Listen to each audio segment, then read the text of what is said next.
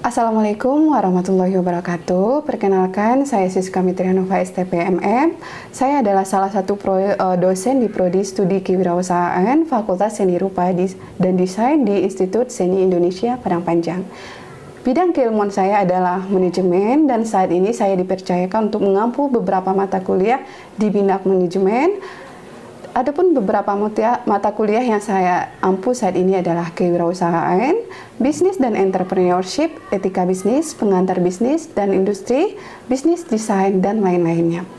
Nah, pada kesempatan hari ini di PDD UKTPT di bidang pengajaran kali ini saya akan membahas tentang mata kuliah kewirausahaan.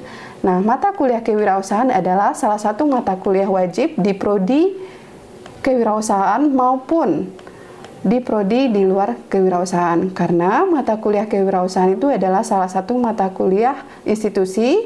Jadi setiap prodi yang ada di ISI Padang Panjang itu dibekali dengan mata kuliah kewirausahaan. Mata kuliah kewirausahaan ini bertujuan untuk memberikan pemahaman, mengasah keterampilan berwirausaha bagi peserta didik, serta membangun mentalitas dan semangat berwirausaha sejak dini. Ini merupakan salah satu upaya untuk mempersiapkan lulusan yang berdaya saing dalam menjawab tantangan kerja.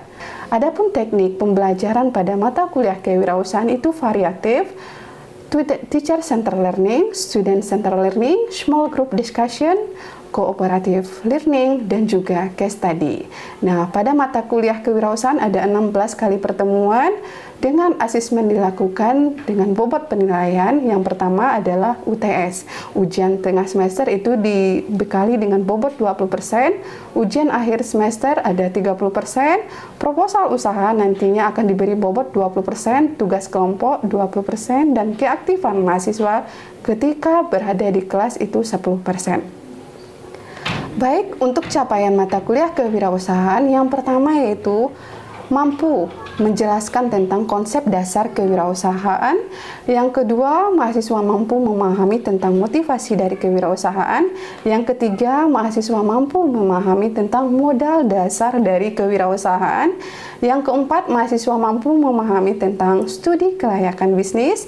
Yang kelima, mahasiswa mampu memahami tentang konsep bisnis plan. Yang keenam, mahasiswa mampu menjelaskan dan mengimplementasikan kreativitas bisnis. Selanjutnya, capaian dari mata kuliah ini adalah mahasiswa mampu memahami kepemimpinan dalam berwirausaha. Kemudian, mahasiswa mampu memahami tentang konsep analisis SWOT pada perspektif kewirausahaan. Terus, mahasiswa juga mampu memahami tentang manajemen pembiayaan usaha, mampu memahami tentang manajemen pemasaran usaha, dan capaian mata kuliah selanjutnya yaitu mahasiswa mampu menjelaskan tentang model dasar kewirausahaan yang berbasis produk. Selanjutnya pada sub CPMK mata kuliah yang ke-12 yaitu mahasiswa mampu menjelaskan model kewirausahaan berbasis jasa, mampu memahami promise and peril kewirausahaan era industri 4.0, dan selanjutnya yaitu mahasiswa mampu untuk menyusun bisnis plan. Nah, untuk materi yang akan saya sampaikan pada UPP UKTPT kali ini adalah materi pada minggu keempat dengan sub CPMK mata kuliah yaitu mampu memahami tentang studi kelayakan bisnis. Nah, penyampaian materi ini akan dilakukan dengan teknik demonstrasi yang mana nantinya akan diselingi juga dengan sesi tanya jawab dengan mahasiswa dan diakhiri dengan briefing tugas. Nah, berikut cuplikan video pembelajaran saya. Silakan, selamat menyaksikan. Terima kasih. Assalamualaikum warahmatullahi wabarakatuh. Assalamualaikum warahmatullahi wabarakatuh. Waalaikumsalam warahmatullahi wabarakatuh. Selamat siang adik-adik. Siang, Bu. Masih semangat? Masih. Oke, baik, hari ini pertemuan minggu keempat ya sama Ibu. Ya, Bu. Ya. Masih semangat ya? Masih, Bu. Oke, baik, sebelum kita mulai perkuliahan hari ini, silakan berdoa menurut agama dan kepercayaannya masing-masing. Berdoa dimulai. Berdoa selesai. Oke, baik adik-adik, hari ini kita masuk ke mata kuliah atau pertemuan kita minggu keempat. Hari ini kita akan belajar tentang studi kelayakan bisnis. Ya, sebelum masuk ke dalam studi kelayakan bisnis, masih ingat materi yang sebelumnya? Masih ingat? Ferry, masih ingat? Masih, Bu. Ya, pengertian kewirausahaan masih ingat, Ferry? Masih, Bu. Ya, apa? Silahkan dijelaskan. Menurut pendapat Ferry, pengertian kewirausahaan itu yaitu proses menciptakan usaha baru atau inovatif serta mengelola dan mengembangkan usaha tersebut dengan mengambil risiko untuk mencapai tujuan tertentu. Nah, untuk hari ini ya, minggu keempat, kita akan masuk ke studi kelayakan bisnis. Ya, sebelum Bu paparkan, pernah dengar nggak studi kelayakan bisnis? Pernah. Ada yang tahu studi kelayakan bisnis itu apa? Silakan, Santi. Pengertian dari studi kelayakan bisnis adalah suatu proses evaluasi yang sistematis untuk menilai suatu potensi keberhasilan bisnis ataupun usaha. Ya, bagus ya. Berarti udah paham ya. Nah, tadi temannya sudah memaparkan pengertian dari studi kelayakan bisnis dan apa yang disampaikan oleh temannya itu betul ya. Nah, itu adalah salah satu pengertian dari studi kelayakan bisnis. Nah, Ibu masuk ke dalam teori ya. Nah, ini nih pengertian dari studi kelayakan bisnis. Jadi, studi kelayakan bisnis itu adalah proses evaluasi. Ya, evaluasi. Ada semacam proses evaluasi yang harus dilakukan sebagai seorang pengusaha yang bergerak di bidangnya tentunya untuk menilai ya potensi keberhasilan dari usaha. Ya. Nanti asumsinya seperti ini adik-adik. Sebelum kalian bikin usaha, target kalian apa? Berhasil nggak? Iya, berhasil nggak? Pastinya, ya. Nah, apa yang bisa kita lakukan untuk mencapai keberhasilan itu? Salah satunya ini adik-adik, lakukan yang namanya studi kelayakan bisnis. Ya.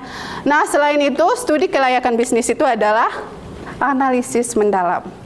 Ya. Kalau kita bahas tentang usaha, apa yang terbayangkan? Ada aspek penunjang nggak? Ada. Apa contohnya? Apa Rina? Modal, ya, berarti aspek keuangan, apalagi keuntungan juga masuk ke dalam aspek keuangan, ada aspek operasional, aspek hukum, lingkungan, dan lain sebagainya.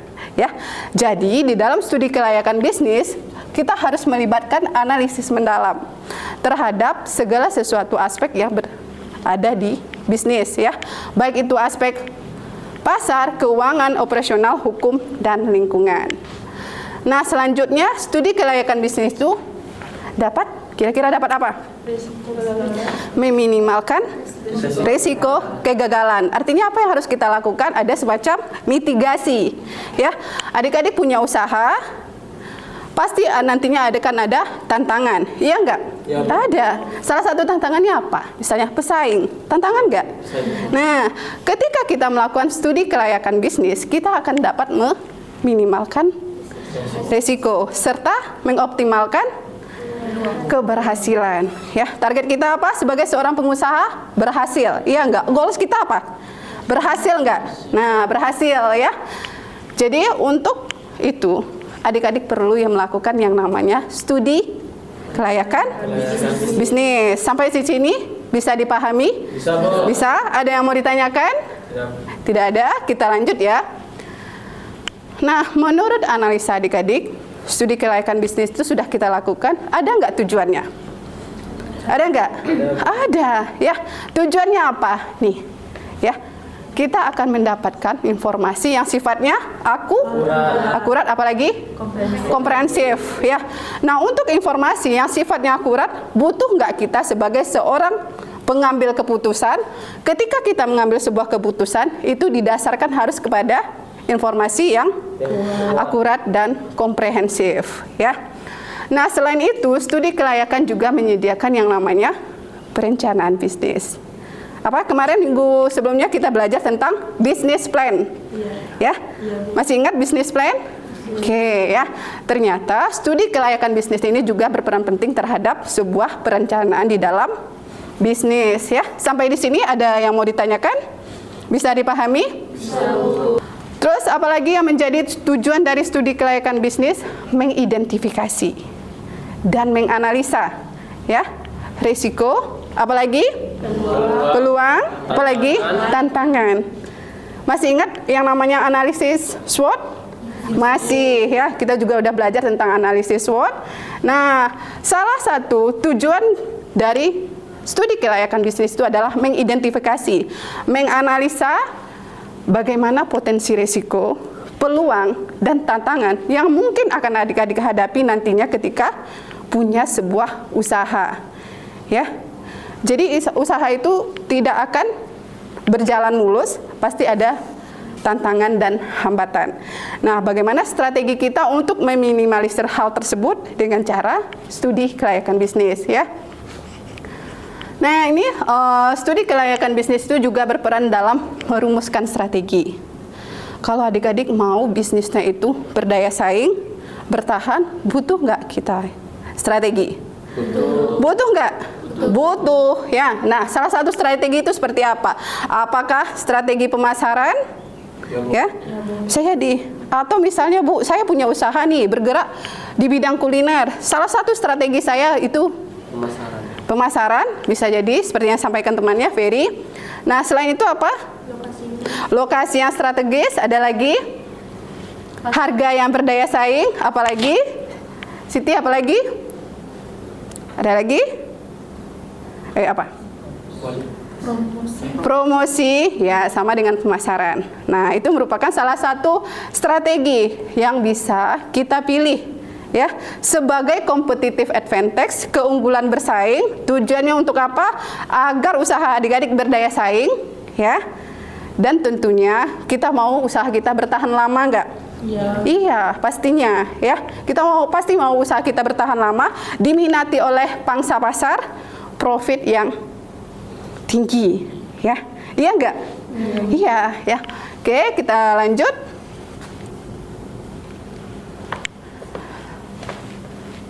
Nah, tadi Bu sudah bahas tujuan, kita masuk ke manfaat. Ternyata manfaat dari studi kelayakan bisnis itu ada, ya. Nah, ini ada beberapa item, ya, yang menjadi manfaat di dalam melakukan studi kelayakan bisnis. Yang pertama apa? Mengidentifikasi potensi keberhasilan. Ketika adik-adik melakukan studi kelayakan bisnis, kalian survei pasar nggak? Iya, ya. Berarti kita menganalisa nggak? Apa sih yang dibutuhkan oleh konsumen? Iya nggak? Apa sih yang saat ini lagi tren di pasar? Iya nggak? Nah, jadi manfaat dari studi kelayakan bisnis salah satunya untuk mengidentifikasi potensi keberhasilan. Jika seandainya adik-adik punya produk nih, ya, dengan target marketnya yang sudah kalian lakukan analisa, berarti potensi keberhasilan cukup tinggi, ya, dibandingkan tidak melakukan studi kelayakan bisnis. Karena apa? Berarti adik-adik menjual produk sesuai nggak dengan selera pasar? Sesuai, ya. Oke, selanjutnya mendukung pengambilan keputusan yang lebih baik. Iya enggak? Nah, tadi Ibu sudah paparkan, ya, salah satu tujuan dari studi kelayakan bisnis apa? Untuk mendapatkan informasi yang akurat. Nah, ketika kita mendapatkan informasi akurat, iya enggak nih? Mendukung pengambilan keputusan yang lebih baik. Ya, karena apa? Karena kita sudah melakukan riset, sudah studi, sehingga didapatkan informasi yang sifatnya akurat. Ya, jadi ketika adik-adik mengambil sebuah keputusan didasarkan kepada pijakan ataupun informasi yang sifatnya komprehensif dan akurat. Ya, bisa dipahami? Ada yang mau tanyakan? Oke. Nah, ini ada manfaat melakukan studi kelayakan. Selanjutnya adalah meningkatkan efektivitas dan efisiensi. Apa yang terbayangkan? Adik-adik, kalau kalian punya usaha, ada nggak inventaris yang kalian butuhkan? Ada, ya. Misalnya nih, di dalam meningkatkan efisiensi dan efektivitas, kita berupaya untuk mengoptimalkan segala sesuatu yang menjadi sumber daya di dalam perusahaan. Ya, jadi itu yang dinamakan dengan meningkatkan efisiensi dan efektivitas. Ya, jadi kita memberdayakan segala sesuatunya itu secara optimal. Paham? Oke. Terus next, apalagi manfaatnya? Nih, mengurangi resiko kegagalan, ya. Kita udah riset nih, ya. Sudah dapat data nih. Sudah dapat misalnya tantangan yang kemungkinan yang akan kita dapatkan seperti ini. Bisa nggak kita memitigasi risiko? Bisa. Ya, bisa. Nah, Ibu ambil salah satu contoh. Kalian misalnya bergerak di bidang kuliner, buka kafe. Ada kemungkinan ruangannya terbakar? Nah, salah satu strategi yang bisa adik-adik gunakan seperti apa? Harus ada menyediakan alat. Nah, itu tujuannya untuk apa? Ini ya, mengurangi resiko kegagalan. Jadi sebenarnya kejadian ini belum terjadi, tapi kita sudah memapping dari awal. Ya, itu yang dinamakan dengan mengurangi resiko kegagalan. Ya. Terus menyediakan dasar untuk perencanaan bisnis. Ya. Nih, kalau seandainya adik-adik punya usaha nih, sudah punya ide, di mapping dalam bentuk bisnis plan. Ya, butuh nggak kita yang namanya studi kelayakan? Butuh. Ya. Kira-kira apa yang termapping di sana? Adik-adik akan bisa memahami, oh segmen pasarnya yang bagus ini. Ya, kita mau fokus ke target market gender misalnya, ya. Terus dari perencana ini adik-adik juga akan bisa memapping berapa alokasi anggaran yang dibutuhkan, sumber daya apa saja yang dibutuhkan yang sesuai dengan visi dan misi atau goals dari perusahaan adik-adik. Ya. Terus selanjutnya identifikasi peluang dan ancaman. Ya, seperti yang Ibu sampaikan tadi, adik-adikku sudah belajar analisis SWOT? Sudah ya. Jadi ketika kita melaksanakan yang namanya riset atau studi kelayakan bisnis, kita akan paham kira-kira di pasar saat ini peluangnya seperti apa.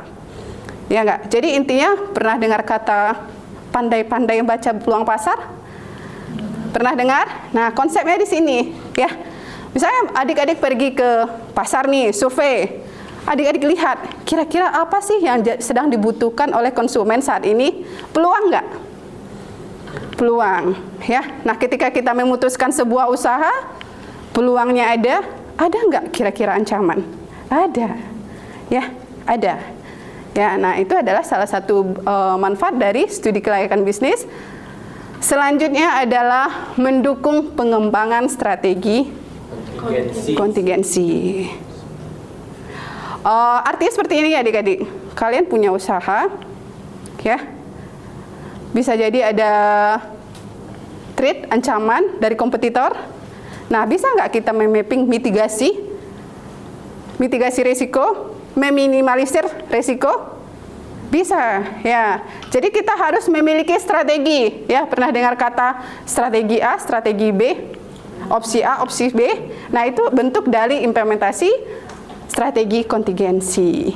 Nah, ini adalah elemen penting dalam studi kelayakan bisnis. Salah satunya apa? Analisis pasar. Ya, analisis pasar tujuannya untuk apa? Ya, tujuannya untuk apa? Mengidentifikasi dan memahami permintaan pasar, pesaing dan peluang pasar untuk produk atau layanan yang direncanakan. Bisa dipahami? Bisa ya.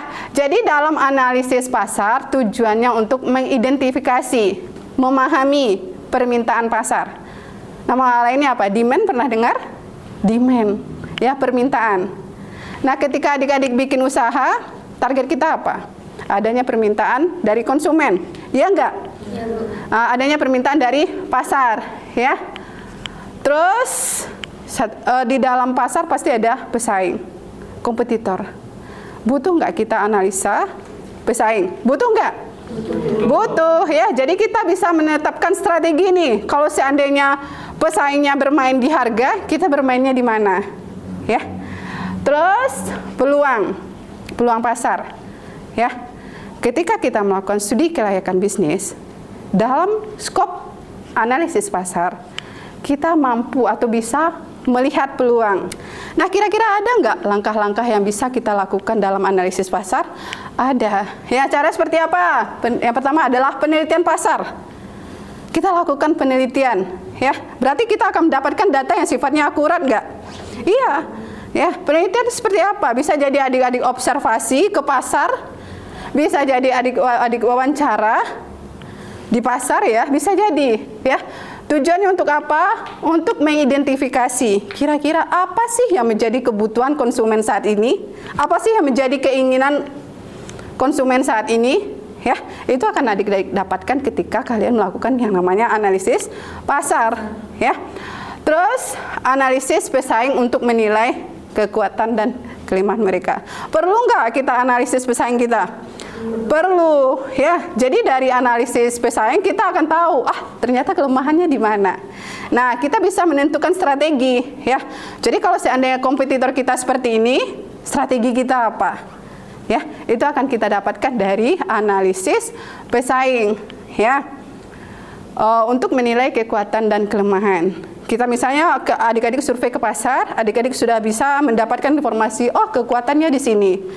Pasti ada kelemahannya. Nah, kita masuk ke dalam kelemahannya. Kita cari strategi bagaimana cara kita untuk menghadapi kompetitor. Kalau seandainya pesaingnya seperti ini, strategi kita apa? Ya, terbayangkan? Bisa dipahami apa yang Ibu sampaikan? Bisa, ya.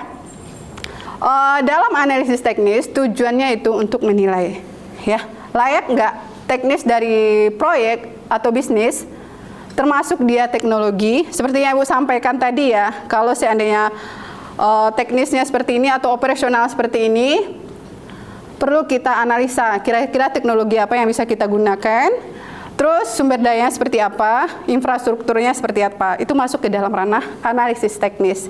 Ya, jadi segala sesuatu yang sifatnya teknis, itu masuk ke dalam studi kelayakan bisnis, di analisis teknis ya. Nah, langkah-langkahnya seperti ini ya. Yang pertama adalah menilai kebutuhan teknologi dan sumber daya ya. Penting nggak kita perhatikan teknologi dan sumber daya yang kita gunakan dalam pengelolaan bisnis kita? Penting ya. Jangan sampai nanti saya punya bisnis tapi bisnisnya teknologinya ketinggalan zaman ya. Kira-kira kalau seandainya kita menggunakan teknologi yang ketinggalan zaman, berdaya saing nggak bisnis adik-adik? Tidak, ya. Terus evaluasi lokasi proyek dan infrastruktur yang diperlukan. Evaluasi lokasi, penting nggak kita menganalisa lokasi? Penting, ya. Nah, bisa jadi dalam sebuah perusahaan salah satu strategi dia adalah lokasi. Ya, bisa jadi misalnya lokasinya strategis. Kalau lokasi strategis, otomatis konsumen akan banyak ya. Nah, kalau seandainya tidak strategis, seperti apa? Akses ke sana susah. Orang-orang mau nggak pergi ke tempat usaha adik-adik? Nggak mau ya. Kenapa? Aksesnya susah.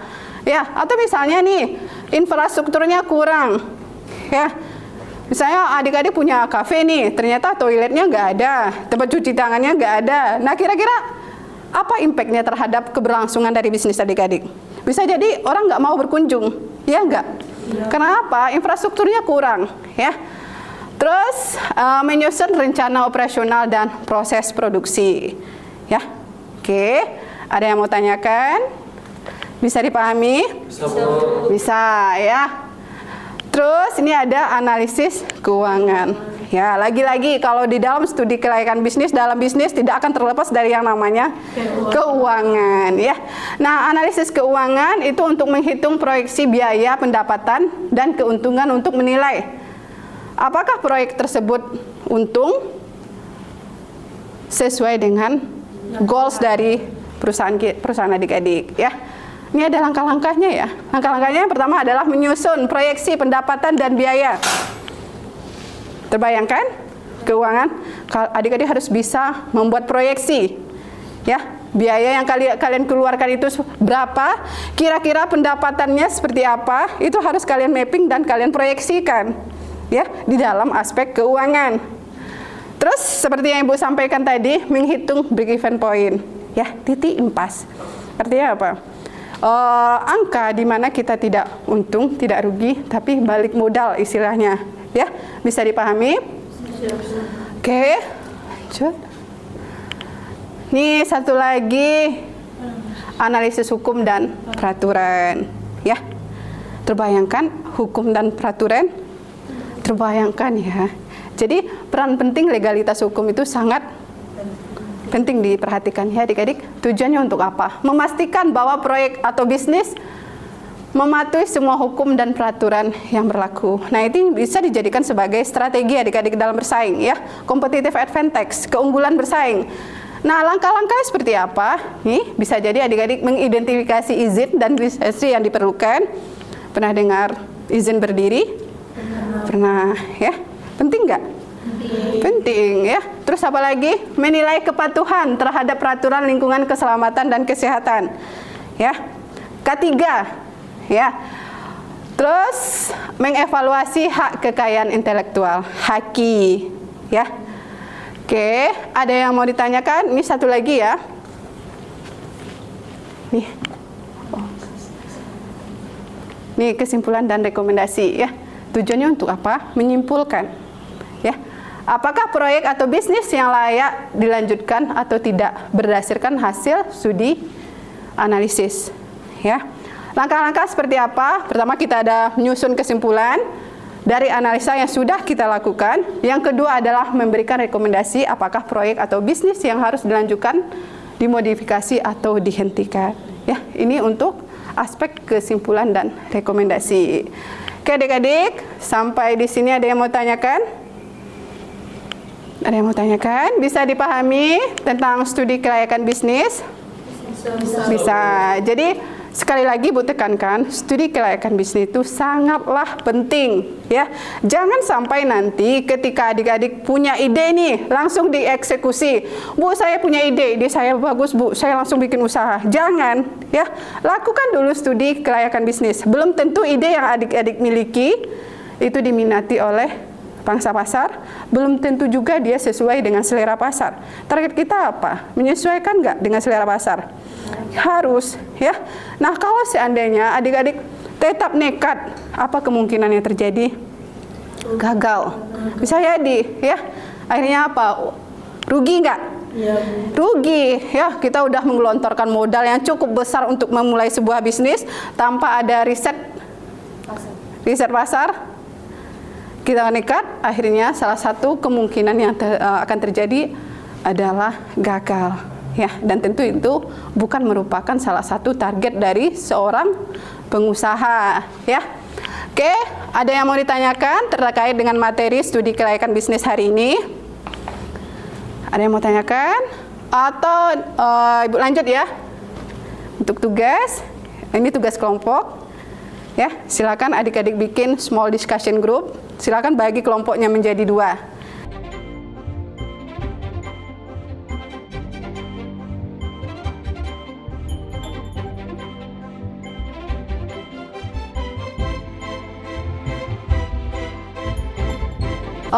Baik, tugasnya tadi sudah Ibu cek, sudah Ibu lihat, berarti udah paham ya tentang studi kelayakan bisnis.